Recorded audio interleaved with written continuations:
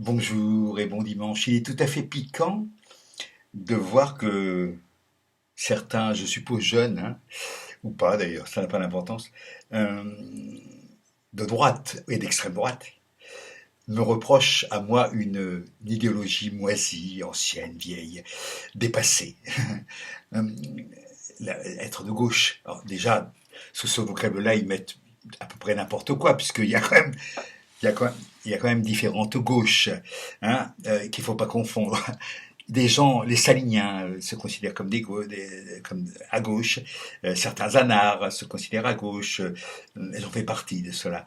Et puis d'autres, enfin, la sociale trahison se considère à gauche. Enfin, donc tout ça ne veut pas grandir.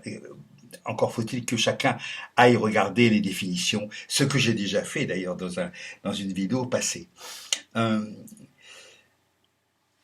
Ces gens-là, d'extrême droite, ne se rendent pas compte que leur idéologie est encore plus vieille que la mienne, puisque, bon, dans un passé relativement proche, en gros, c'est celle de Monsieur Thiers, c'est celle de tous les réacs du 19e siècle, contre lesquels se sont élevés d'ailleurs un certain nombre de, entre guillemets, socialistes, Proudhon, enfin voilà, révisez votre histoire. Hein.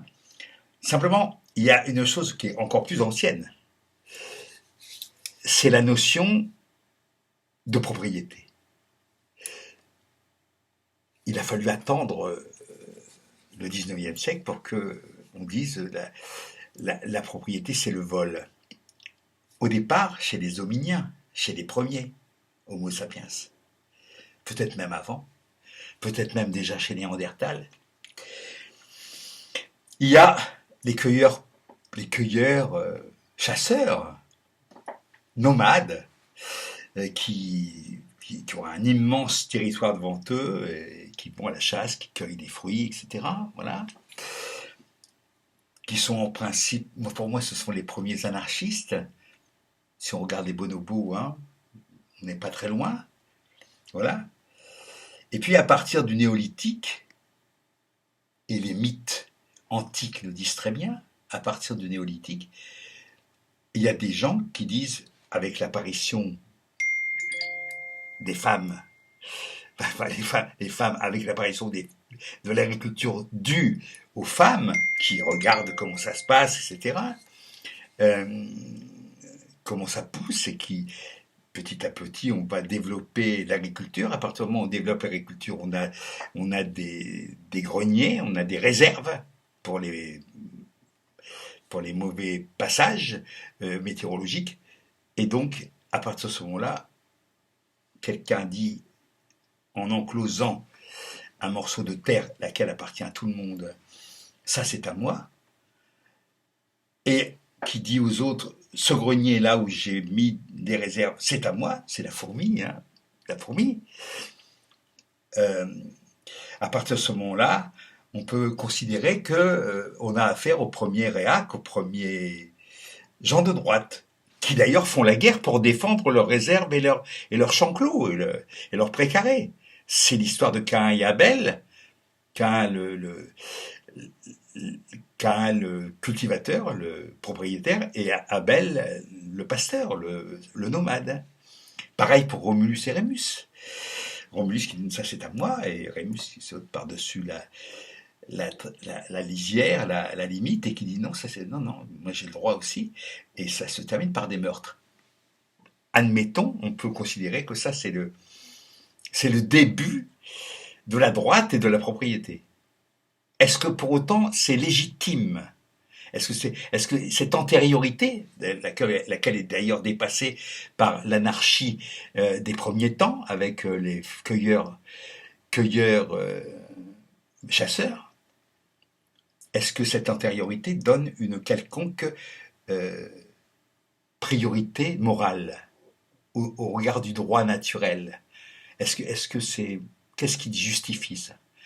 Qu'est-ce qui justifie le fait que la planète soit entièrement découpée en parcelles, estampillée, chaque parcelle propriété de ceci, d'un État, d'une société, de quoi? Ça repose sur quoi? Sur quoi repose cette aimable plaisanterie? On peut en discuter. Alors, il y a ceux qui pensent, à droite, que c'est un état naturel et qu'il faut continuer comme ça et qu'il n'y a pas de raison de remettre ça en doute. D'accord? Et au besoin, qui défendent les armes à la main. Enfin, c'est Dumézil qui disait ça, c'est historien, qui disait en gros la société doit reposer sur 3 ordres: ceux qui prient, qui ne foutent rien mais qui prient, on se met dans la bonne grâce des dieux, ceux qui se battent, qui défendent le reste de la société, et ceux qui bossent. Alors, lui disait que s'il manque un de ces piliers, c'est pas bon. On peut adapter, de toute façon, on n'est pas obligé complètement d'être là-dedans. Mais enfin, voilà. Ça, c'était Dumézil. Je recommande à mes détracteurs d'aller lire Dumézil, c'est intéressant. D'ailleurs, d'aller lire tous les historiens sérieux. Pas Papacito, aller lire tous les historiens sérieux, dignes de ce nom. Georges de Duby et d'autres. D'accord ?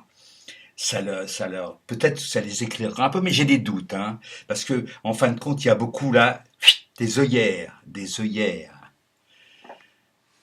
C'est comme ça. D'ailleurs, c'est comme ça. C'est une phrase de droite. C'est comme ça. Ça se discute pas. On discute pas. Donc celui qui discute, on va dire en gros celui de gauche, lui, c'est un emmerdeur, quoi. C'est un emmerdeur. D'ailleurs, il faut le virer, il faut le dégager. Au besoin, il faut le tuer. Ça a été fait, Ça a été fait. Beaucoup. Tous les hérétiques, tous les gens qui ont dit non, je suis pas d'accord avec ça.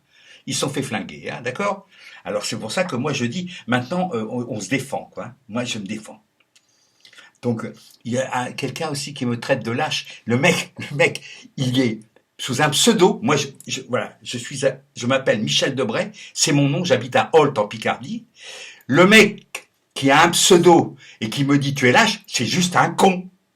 C'est un con, il sait pas regarder le mec. Voilà. OK?